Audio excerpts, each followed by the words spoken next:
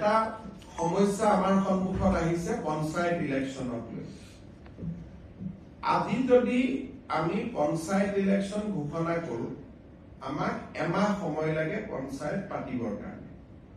আৰু আজি আমি 10 জানুৱাৰী 10 জানুৱাৰীত আজি গধূলিলৈকে এতিয়া আমি বহি আছো গোটেই কেবিনেটখনে, যে উচ্চ ন্যায়ালয়ৰ যিগৰাকী ন্যায়াধীশ মহামান্য তেখেতে কোৰ্টত আজি ঘোষণা কৰিছিলে যে আজিৰ ভিতৰত তেওঁ জাজমেন্টটো দিব।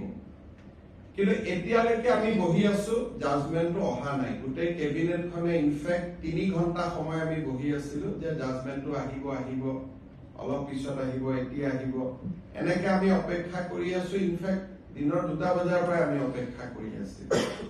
সাধাৰণতে চৰকাৰসমূহে পঞ্চায়ত পাতিব নোখোজে, যে আমি পঞ্চায়ত নাপাতো, ইমান ইলেকশ্যনত আমি ৰিস্ক নলওঁ। বিশেষকৈ বিধানসভাৰ নিৰ্বাচনৰ আগে আগে কোনো চৰকাৰে পঞ্চায়ত পাতিব নোখোজে। আমি পঞ্চায়ত পাতিবৰ কাৰণে উদ্গ্ৰীৱ হৈ বহি আছো। কিন্তু এই পৰ্যন্ত মই অলপ আগতে মহাঅধিবক্তা দেৱজিৎ শইকীয়াক টেলিফোন কৰিছিলো। তেওঁ কৈছে যে এই সময়লৈকে জাজমেন্টটো ডিক্টেশ্যন হৈ আছে, জাজমেন্ট অহা নাই, বা যি ধৰণৰ কথা।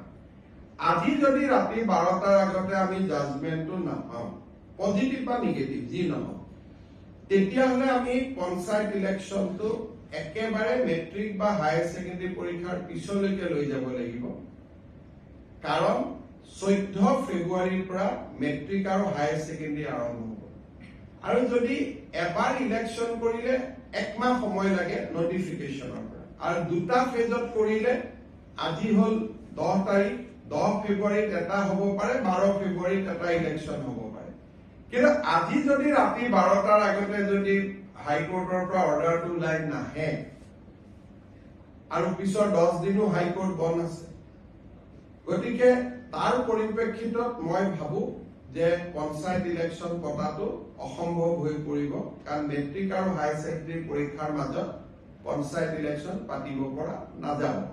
গতিকে যিসকলে মোক সুধি আছে যে পঞ্চায়ত ইলেকশ্যন কেতিয়া হ'ব, মোৰ উত্তৰ এইটোৱে যে চৰকাৰে আজি 3 দিন ধৰি, আৰু কেছবিলাক হৈছে অকল এটা কৰিমগঞ্জ জিলাৰ 19খন পঞ্চায়ত, বাকী অসমখন ইয়াৰ লগত জড়িতই নাই।